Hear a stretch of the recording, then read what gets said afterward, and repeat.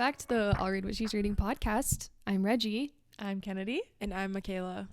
Today is our review of Happy Place by Emily Henry, which was our May book club. Yep, May book. Mm-hmm. And it was a good old time. So we're just going to jump right into, is there anything we want to start with before we jump right into our thoughts and review? Not unless, no. Let's jump right Let's into chat. All right, we're going to give you our overall thoughts, reviews, fan casts, all the things we cried over in reading Happy Place. Yeah. Yeah. Can't wait to hear Michaela's thoughts. Yes. Do you want to start? No. Okay. Because Reggie, you start. It was a good book, but my thoughts are maybe a little bit more negative than your guys's. Okay. Let's do do a a sandwich. We'll go with Reggie. Okay. And Yeah. then we'll go with Michaela. And That then we'll sounds go with good. me. Yeah. So my overall thoughts. Yep. I gave this book 5 stars, and what's really fun about this book for me is that I felt like it was going to be a 5-star read within like the first few chapters. And I think the reason why I thought so was just because, I mean, romance books can be kind of like a hard, like sometimes I don't know what I'm going to rate a book until like I finish it. But I just think Emily Henry is very good at just putting you, like immersing you into these characters' storylines and their feelings. And I really enjoyed that because I think the thing I love very most about this book is that, yes, it was a romance book between like the story between this couple, right, Harriet and Wynne, but it was also about like her relationship with her friends, with her family. And I felt like I could relate to a lot of like all of her relationships in the book to a certain degree. And I really liked that it wasn't just like so focused on Wynne and Harriet. Like, you learn a lot more about like the amount of times I cried about like her relationship with her parents and like the way that she would describe that. I just really loved that. And so when I first started reading the book, I just really liked those elements that she brought into it. And I cried a lot. I don't know why. I don't know if it was just because, yeah, just like the way that she explains just different emotions. I really loved that. And while it was kind of a far-fetched storyline a little bit, I still really enjoyed the banter, I don't know, I liked a lot about it. I liked it because I feel, well, Michaela, you'll share your thoughts as well, but I genuinely didn't know if they would be together at the end. And I feel like most romance novels, they're so cut and dry. Yeah, it's like they end up together. You know they're going to be together, basically. There's very few romance novels where you read it and they don't end up together. And I was questioning the entire book if they were going to be together or not. I genuinely thought they weren't going to be. And I was rooting so hard for them. Kennedy was like texting me. She's like, if they don't end up together, I will be so mad. Like, I think, did you tell me this too? Like, I felt like this is one of the book couples that I was like, if they are not together, I will be so crushed. Yeah. Because Emily Henry just really, really had us by the neck, like holding on to us. Like, I was so invested into what was going to go down.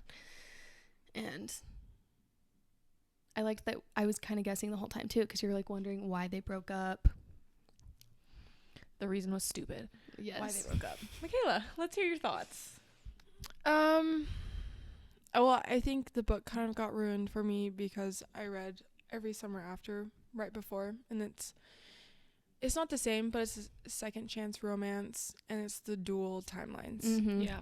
So it's pretty much was like reading the same book twice, and I feel like that kind of ruined it for me. And I really hate the miscommunication trope. It's like my least favorite trope. Like, you've been together for 8 years and you don't know how to communicate that, like, you're feeling a little depressed or you're not happy. Like, literally, my husband, when we first started dating, the only reason why I was upset is because I was like that when I first started dating my husband, and he's like, if you don't start communicating with me more, we're done. And so I literally had to change, and I literally could not understand being together for 8 years and not having that conversation. Yeah, throwing it away for yeah. So that's what I feel like at that point I was just like really pissed off. I think that's the one thing that was really unsatisfying for me. I was kind of expecting something, I thought, and I don't want to say bigger, because like the whole grief aspect of it with him like grieving the death of his dad, I could relate to that a lot. And like like, I don't know, like grieving losses is really hard. And so like I could really relate to that. But at the same time, it's like, yeah, I don't understand why it was almost the way he like broke up with her. Yeah. Kind of just like, I was like, excuse me? Like, I loved this man. And then he had to go and pull that. And I was like, really? Yeah. Just like, there's no conversation. She's still in the unknown about why they broke up. And just like, I'm like, I could have, if it was like a newer relationship, I could totally understand. Oh, yeah. For sure. But 8 years. But 8 years together, I've dealt with loss with my husband, and we clung together during that time. Like, there was no separation. Oh, yeah. And I helped him through, like, his pain and his suffering, and he helped me through mine. And so, like, I don't know. I just, like, I didn't relate to them as much as a couple. I still really liked it, but I was like, that's nothing how a real healthy couple should be like. No, for sure. I can see how, like, I could see both of their perspectives, but together as a couple, I was like, really? I just think about it, and I put myself in, this was a 5-star read for me, which is spoiler alert, my bad. I put myself in their shoes, and I think if Kyle were to lose his father, it was just kind of weird to me how she didn't feel like she could grieve with him, and she felt like she had to also be strong. Miscommunication, like Michaela said, is not my favorite trope. Mm-hmm. But I still loved the book. Yeah. I felt like the build up to them, I mean, I don't like the way they broke up and the whole miscommunication part of it, but I felt like the build up of all of that to then see them together was just like worth it for me, because I just liked, even though it was kind of like okay, maybe a little unrealistic, a little annoying with the miscommunication, I just felt like every other aspect of it I really enjoyed. Oh, same. The way Emily Henry writes about emotion and the way she describes her characters, you just kind of get so connected to them. It's the big difference between, not to compare the two, it's the big difference between Colleen Hoover and Emily Henry. Mm-hmm. Emily Henry writes for characters. Colleen Hoover may have like a more entertaining plot, sure, with more like crazy stuff that happens, but Emily Henry writes for characters, which I really love. And like I said, I was rooting for Harriet and Wynn so much so than honestly any other romance couple that I've ever read about. Mm-hmm. And the way she wrote, which Michaela, I'm curious to kind of hear your thoughts. I loved their banter. Mm-hmm. How did you feel about their banter? No, I really liked their banter. I think it's just once you found out why they broke up, it kind of ruined it for me. But I'm a sucker for banter. I feel like I said a lot of negative things, so I will say like the things I liked. I really liked their banter. Mm-hmm. And then also like the friend dynamic. I feel like I could relate to that a lot, because I do have a big group of friends where we go on a trip every year together. Mm-hmm. And that was just like really fun. And it was kind of like reminiscing on all of those trips that we go on. I aspire to have a friend group like that. Let's have a friend group like that, you guys. Oh yeah. Okay. Oh, also someone made a review about this and said who's paying for her student loans, and I couldn't agree more. Oh my gosh, that's true. Yeah. I just feel her pottery's paying for it. What are you talking about? Her pottery business that she's gonna open up. That also annoyed me. I don't know. I feel like you have to be able to tell you're unhappy in your career choice way sooner. She just, I think it was like hundreds of thousands of dollars in student loans. Well, in years and years, because med school and then you're in your residency, that's a long time to just decide. I mean, I understand you don't have to like stick with what you get your degree in, but it just kind of like hurts my heart a little bit. You spend all that time in money? Yeah. And she's in her 30s and she has that much student loans. I guess maybe Wynn is the bag maker now with his tables. This furniture. Tables. But here's the other thing. When you're reading a more realistic novel, like a romance novel or maybe a thriller, whatever, it's almost like you pinpoint all these tiny little things that don't seem realistic. Whereas if you read a fantasy book, you can kind of suspend all disbelief because you're in a brand new world. Yeah. Mm-hmm. So maybe if something really unrealistic happens, you don't immediately think, what the heck, this is not realistic. Yeah, exactly. But when you read non-fantasy, you're expecting it to be real life. very like believable. Yeah. Well, and one thing about Harriet's character, I just feel like she's a girl who like she knows what she wants, but she doesn't know what she wants. And it's like kind of because like I've been in a position before where I was doing something because I thought I should be doing it and I thought I liked it, and then I was like, so like I could relate to that to a certain degree, but also I don't know, because like even with her when he was like all depressed, she's like, I need to be, I feel like she just kind of had like this set way that she thought she needed to be, like this is how I need to this is what I went to school for, I need to do it, this is like my boyfriend is grieving or fiance is grieving, like I'm gonna let him grieve and I'm gonna just like, I kind of feel like she was a little self-centered a little bit, like it was just more like, I don't know, but I would say that I'm not, now that I'm thinking about it, I'm like, yeah, that's a little, I wish we could have gotten a little bit more out of why maybe she didn't feel as fulfilled with that, or like the reason did we even hear like why she chose to go into surgery? I feel like it was kind of just like, I'm just like not happy. And then that was it. Yeah, I would have loved to hear like more of her like reasoning behind it. I feel like the ending was kind of like it was abrupt. A little abrupt. Yeah. Like kind of just like, well, when's my happy place? And then that was it. I mean, it's really cute, but I feel like it really wasn't. You wanted more, maybe to see them together a little bit more, or yeah, I don't know. Because the only thing we got was her talking to her parents, like, I quit, and then she didn't give her parents an explanation. She was just like, bye, going to Montana. Bye. Montana? Yeah, Montana. Bozeman, Montana. It was also weird because I wanted them to be together so badly, but at the same time, I didn't want her to drop everything in her life and move to Montana to be with him. It was this weird thing where I wanted them to be together, but at the same time, I wanted her to be like, I kind of wanted her to, though, because he kind of dropped everything to go to San Francisco with her at that one point. And so I kind of was like, yeah, let's have her. I don't know. I just wish, I mean, I can't say I wish, but I just still can't believe that when he was mourning and everything, that she just kind of like was like, I'm just going to let him more. Like, I know everyone's different, but like there was no any like intervention. And not like it needed to be like, you need to get up and you need to get over it. Like, that's not what I mean. But like, just how can I would have loved to see more. I feel like there could have been, the way Emily Henry writes, there could have been like a more like tender moment. But then, I mean, had we had that, you probably wouldn't have had the breakup. I thought for sure it was going to have something to do with someone cheating. That man that kissed her or something. He was going to be upset about that. Or student loans. I can't pay back your student loans. Yeah. I don't know. But I do have a question for you guys. Do you feel like Sabrina was justified in bringing she knew that they weren't together. Do you feel like her decision to bring everybody together to basically try to get them back together, do you feel like she was right in doing so? Selfishly, yeah. I would probably do that. I mean, I don't know. I mean, it's kind of manipulative. I know. Oh, yeah. But at the same time, like, I can't force them to be together.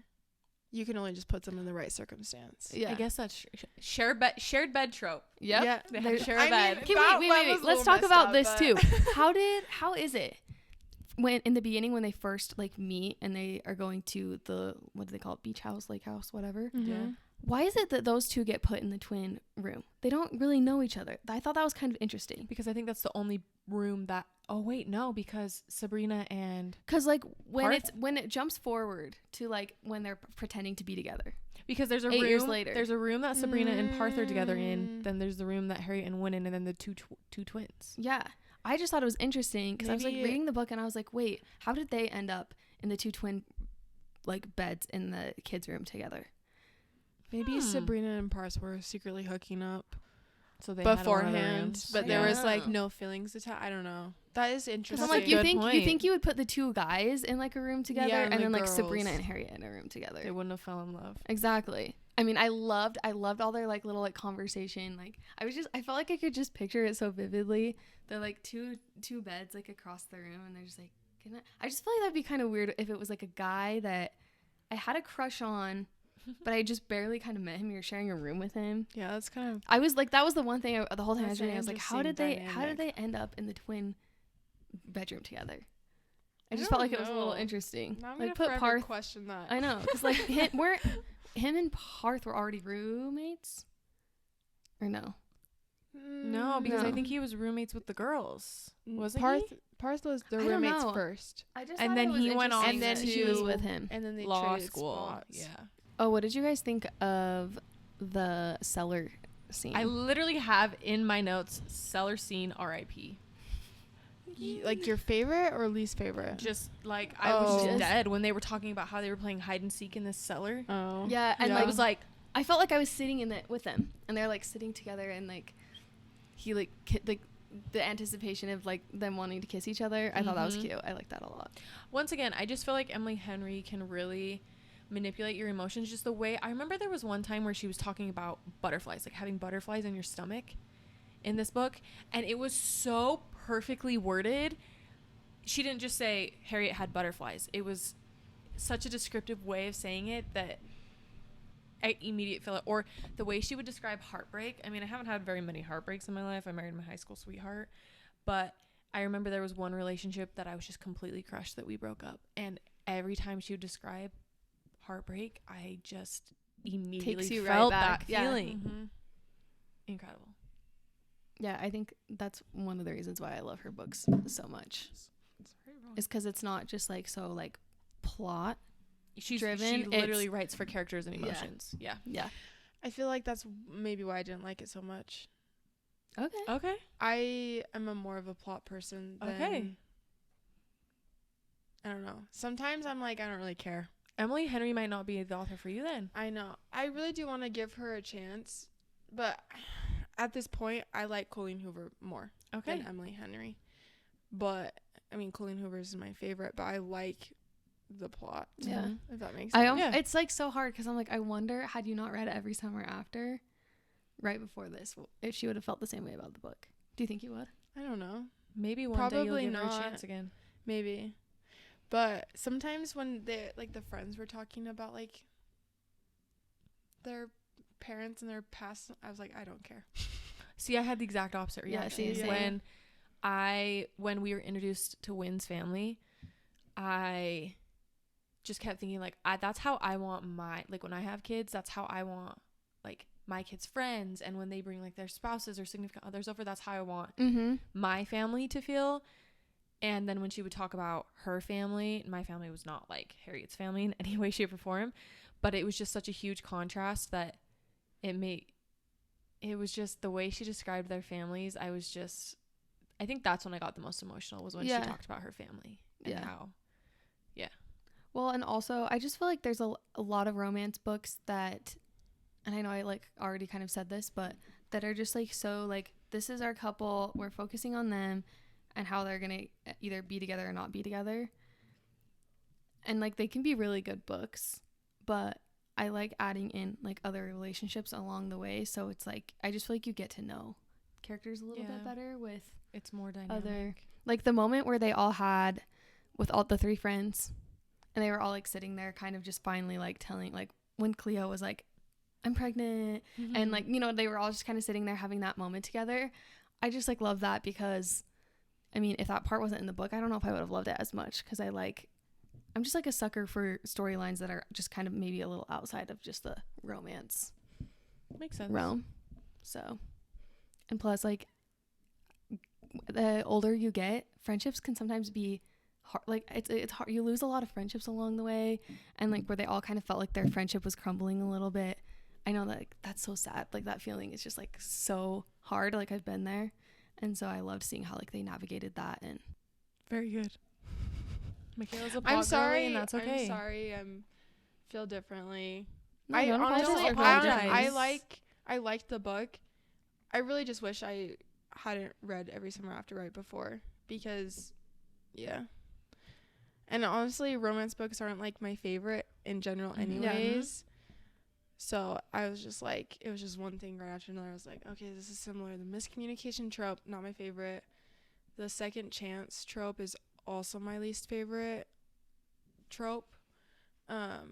I mean, it's still good, but like I would rather do like enemies to lovers or like friends to lovers. That totally makes sense. You know, so but it was good. You might like people we meet on vacation. Okay. I didn't. I don't think you would like people. I had 2 people tell me they like people we meet on That's vacation better than Happy Place.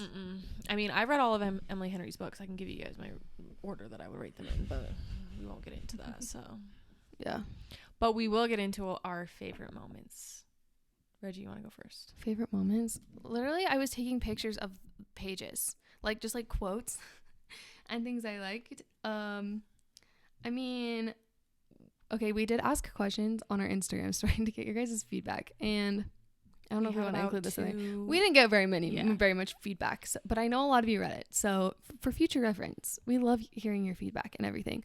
But one response we got about like favorite moments was the scene where they are in the guest shower bathroom. They get the shower outside. Yeah. Amen. Also, how far away were they from their friends? I just kept being like, in real life, I feel like someone would definitely just be like, excuse me. But I feel like, after the fact that they know that they're trying to get together. So I'm wondering if like they literally were like, oh, where are they? Everyone's peeking out the window. What are they doing? I can't. Oh, I mean, that was a good moment. I think my favorite moment was when he brought her home to his family. I just thought the way they welcomed her was just so precious. Yeah. His parents seem so cool. Mm-hmm. Also, I know I already talked. Did I already say this? I loved Wynn's character. Like, I feel like he was one of my favorite people in the whole book just because of like how witty. He was very just like witty and like sarcastic, and I really liked his character a lot. I told my husband after I read this book, I'm like, can we have more witty banter? He's like, what does that mean? I'm like, listen, let me explain to you. Let me just read you a chapter. Pull up a chart. Their banter was just, he was a witty guy. Not a dashing guy. Not also, a dashing boy, a witty guy. I also really wish we could have had his perspective. Like, that would have been fun. I don't know if it would have been good to incorporate that throughout the book because it probably would have taken away from the buildup of the story. But I would just love to know his perspective throughout, like when he first saw her walk into the house, when she showed up, when like he was all like depressed, and when he broke up with her. Like, I would have just loved to know all of his thoughts. Maybe I know Emily he shared Henry some will of them. give us a book in his perspective. Never happens. I maybe would not want it because I'd want to just smack him upside the head. Miscommunication. Yay. I mean, yeah. I'm just like so. I'm like. So just tell her how you feel. You guys have been dating for 8 years. Yes. The only thing that I think saves him a little bit is the fact that like, I mean, everyone's different, but like everyone grieves very differently. And he could have just been in like such a dark place that it was just like, I mean, I personally wouldn't be able to understand how you wouldn't like cling to your partner and whatever, but I feel like it's, and I mean, I know they're not like real life people, but it's kind of hard to like judge the way someone grieves.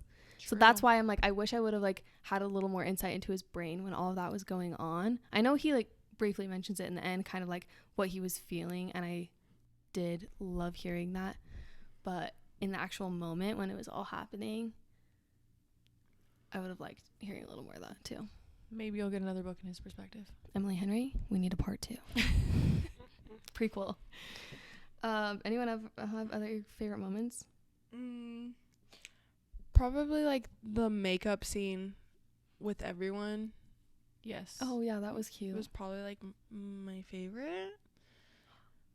Oh, or did you guys like the pottery part when she like how's like Sabrina plans each of like they all get their own little thing that she plans for them, and she goes to the pottery and he walks in. Cute. Yeah, and she's like, cute. I want to keep the vase that was she's making. I thought that was really cute. See, Sabrina's a G. For real. Honestly, I can stand no hate for her. Oh yeah, I really 10 love out her. of 10 for Sabrina. Because like it can be very manipulative, but also like her. It just honestly, to me, it just shows how much she cares and loves for all of her friends, to like literally plan individual things for all of her friends. Oh yeah, very true. I'm like, well, and also sweetheart. after she's known this whole time that they're not together, like, and Harriet didn't tell her that. Like, if I were a friend And like, I mean, I know you guys are married, but like if you and Kyle were dating and like you guys broke up and you like didn't tell me, I would be like, and you were hiding it from me, like it would be so hard for me to be like, why would you not tell me? Like, why would you not want to come to your friend and be like, you know what I mean? Mm-hmm. So I thought that's one of the reasons I really loved that she kind of did that, because it just kind of showed how selfless she was, because I don't know. True. That's very true. Yeah. And then the lap scene. Oh, yes. Yeah. Yeah. That was good. That was probably my 2 favorite parts. I think, yeah, just all of that, like, when they're both just kind of, she's like, if we're playing, like, the game playing, I like that. Yeah. I like that a lot. Banter. Just the whole banter, Mm-hmm. everything. Yeah. Well, Kennedy and I both rated it 5 stars. What did you rate it, Michaela? On Goodreads, I rated it 4 because I rated Every Summer After 4, and I feel like I could not rate Happy Place any lower, if that makes sense. Yeah. Like, I was putting into the factor that I pretty much read similar books back to back, and I was like, that's probably not fair to rate it lower than, like, what I rated the first book. So did you like Happy Place more or Every Summer After more? Probably Every Summer After, because you read it first. yes. And the gap makes more sense if, like, they're 10 or is it 13-year gap. Yes, yeah. Like, it wasn't like recently it was fresh. like, yeah. theirs was like 5 months, which, like, Yes. I understand. Maybe if it was like a year or 2, I would maybe feel a little bit more feel bad for them, if that makes sense. But it was only like 5 months, and I was like, okay, like, You guys should have just stayed together. just talk it out, like, Yeah. you know. So I don't know, maybe I would say I like Every Summer After maybe a little bit more, but not like, Yeah. I loved it so much more than Happy Place. Yeah. So Do you stand by 4 stars? yeah, I stand by 4 stars. Okay. Yeah. Nice. I have one more question for you guys, and I feel like this is going to be so cute. Hmm. I want to know what your guys' happy place is. I can go first My if you need a husband? second to think about it. This might sound really cheesy, but like, because you know how she describes like moments and places. For me, I feel like when I thought about what my happy place was, it would be like Saturday morning, like a slow Saturday morning, just like laying in bed with my husband and my dogs, just So like cute. watching TV, making breakfast together, and just like eating it outside in the summer. I would literally say the same, but with Lennon and not my dogs, because I don't have dogs. I have like 2. I feel like one of my happy places is with like my friends. I really like my mental health like thrives off of like hanging out with friends. Like, I love being alone, but like hanging out with people, like, I feel so alive and happy. Yeah. And then obviously my husband, honestly, anywhere we travel together is like probably my happy place with him, because we always just have so much fun. Because I feel like at home, since we both work from home, it's hard to kind of like make home our happy place, because I feel like it's so wrapped up in work and stuff. So whenever we travel anywhere, it's like my favorite. And I feel like it's like exploring somewhere new together. Yeah. And I feel like whenever we travel, we always have banter. Me and my husband I've seen that firsthand. We have lots of banter, and it's all out of love, but we love to make fun of each other. And so that's what I personally feel like I love banters, because it's goes close to home, and it is part of my relationship. So yeah, you guys are my happy place. Yeah, I feel like happy place, it's like just being with people you love, as cheesy as it sounds. Like, I love being alone from time to time. Like, when I finally get like a night to myself, or like I'm even just driving in the car to a photo shoot, I'm like, this is the best. I get it. I'm free from my kid, I'm free from my husband for a minute, I get some alone time. But then once I'm like back home, I'm like, wait, I like this is so much more refreshing and fulfilling and happy, because I'm like sharing a moment with people that I love. So cute. Yeah, I love that. That was a good question, Kennedy. Oh, Should thanks, we go into our fan cast? Yes. yeah. I'm a little nervous about mine. Let's start off with Harriet. Okay. You go first. Yeah, go. Okay. Her name is Adeline Kane. This is what she looks like. She's beautiful. Okay. She's in Rain, and she's just so beautiful. I love she's her. Stunning. She's just a stunning character, and I can see it. I just looked up dark haired actresses. I feel like I had a hard time envisioning people because sometimes when they're kind of a little bit more specific about what they look like, I have a harder time. Like, it is harder to like. Well, and when there's that big of an age, like a gap in the book where like it was 8 years and then 8 years later, like I was picturing, like the people I was picturing for Wynn and Harriet are like a lot younger people, whereas like for maybe when they first start dating, they would be the perfect like age for it. But then I'm like, if you were to actually film a movie with these people, they'd be too young. Does that make sense when you jump ahead? Yeah, but you could age them up. Yeah. I feel like it's so like for age Harriet, this isn't even an actress. I don't think. She's just on TikTok. Have you guys seen that girl with like the really curly hair? All she really does is like those little lip sync videos. She's just so pretty. She's like, I'll have to find, you know what I'm talking about? No. I'll find her.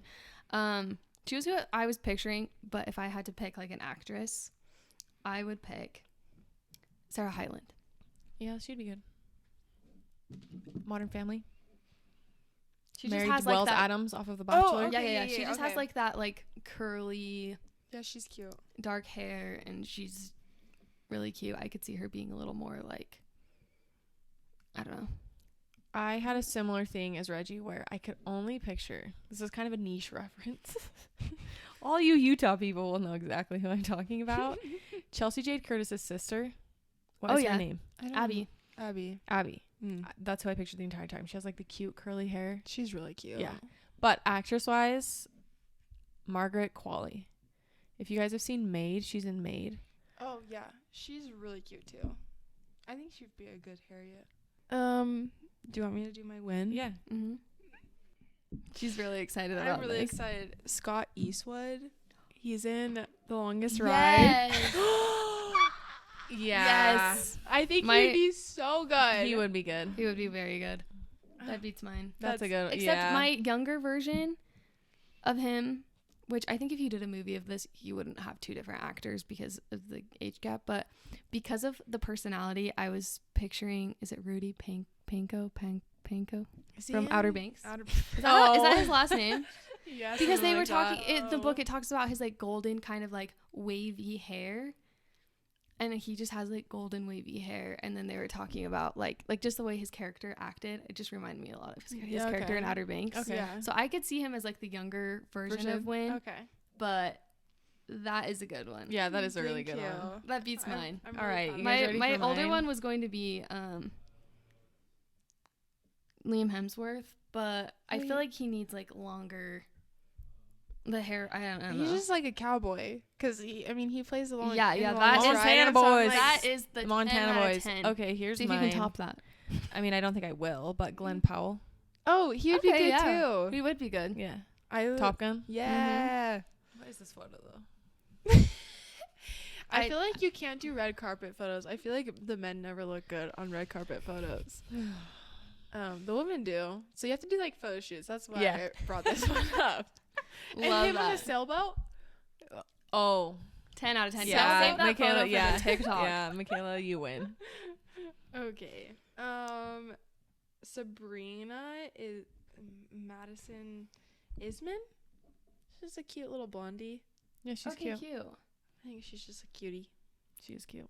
I was picturing at first Sydney Sweeney. Is that her name from Euphoria? But she's like maybe a little too young. So then I chose Suki Waterhouse. She'd be good. Yeah. I picture Sabrina being like this really tall. I don't think Suki's very tall. I chose this girl. She's probably a little too old. And she'd have to have her blonde hair, but I did Sophie Turner. Oh, Sophie Turner would be cute. She's Married to Joe Jonas. Jonas. Okay. I saw that on TikTok. All of mine came from TikTok because I Yes. That's okay. I like that. I think she'd be good. I don't know how I feel about this one. Mine is Parth. I didn't pick anyone for Parth. Tyler Posey. Okay. He's in Teen Wolf.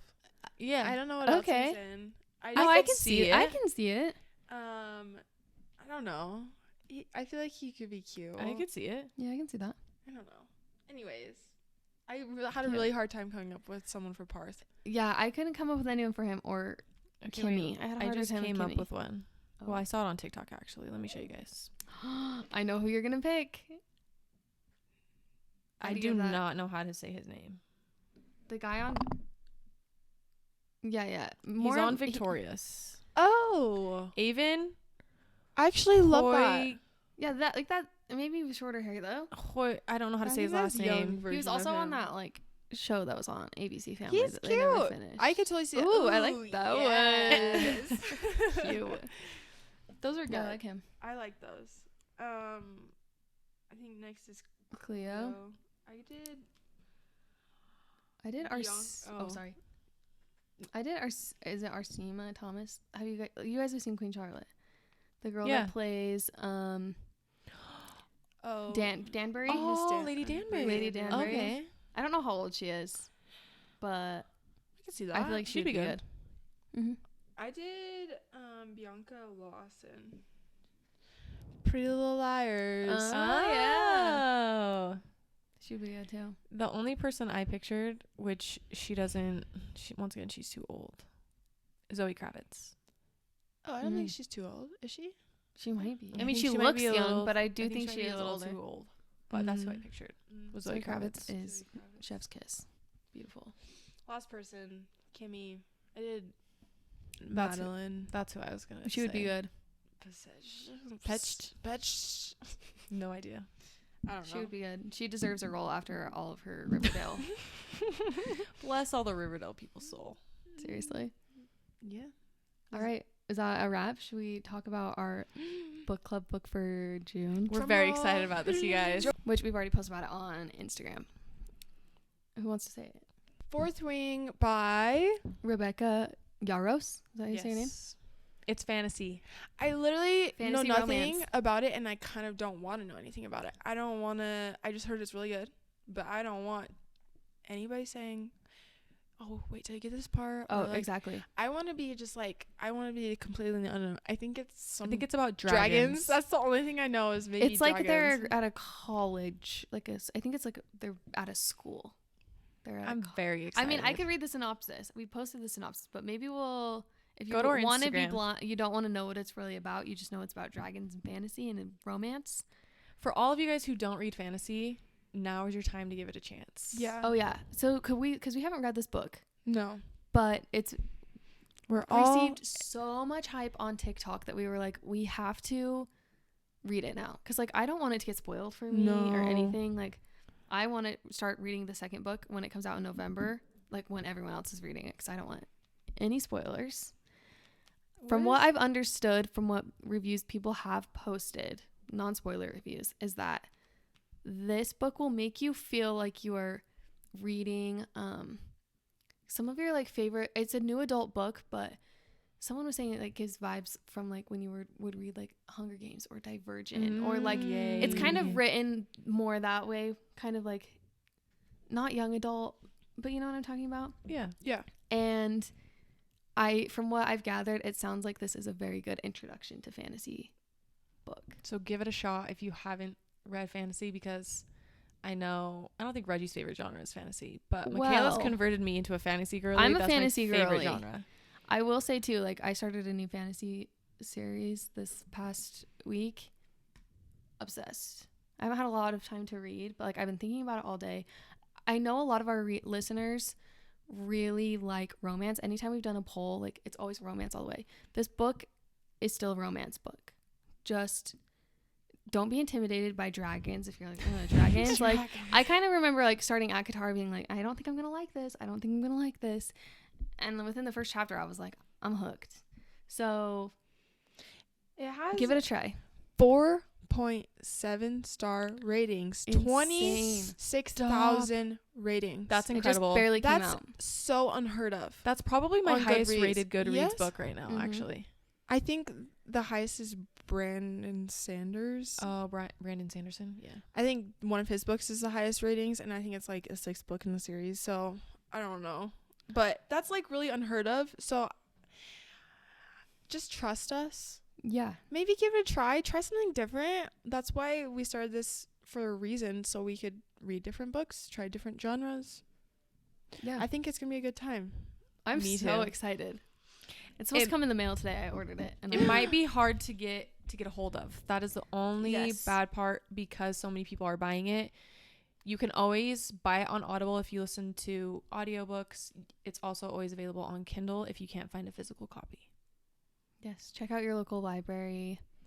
At the time right now, Yeah. Target does have it. I wonder what the Libby app. Oh, it's like a several month wait when I Really? checked. Yeah. But stay tuned on our TikTok and Instagram, because we may or may not have an extra copy to give away to you guys. Yeah, stay tuned. Also, we really want you guys to read along with us with this book. And so we're going to try something new. We'll see if we get enough participation from it. But when this episode goes live, we're going to post a phone number to our Instagram, and you can leave us a voicemail. So as you're reading, if you have a moment in the book where you're like, oh my gosh, I need to talk to someone about this, you can just call and leave us a voicemail. I think they last up to like 2 minutes long. You can leave a voicemail, and then we'll play it on the podcast when we review this book, and we'll react to your voicemails with you guys. We're hoping we get enough feedback from it. We'll see if it works out. So we just think that would be fun. If and not, it will just be us Reacting. Yes. reacting. But to we want our you guys to reactions. participate in our future episodes, and because this is a book club, we want your participation. So we thought that would be fun. You can ask us questions about like, what did you think when such and such happened, and we'll just live react to them on the podcast. So Also, I just want to say, you guys, we are like overwhelmed with the amount of like positive messages that we've been getting. Keep them coming. We genuinely love them so much. You guys are so sweet. we're constantly just screenshotting things and sending, like, did you see this DM we got? It's so fun. So we love you guys, and we're just happy you're here listening to us talk about books. Yeah. All Thanks, right. you guys are the best. We'll see you Next week. next week. Bye. Bye.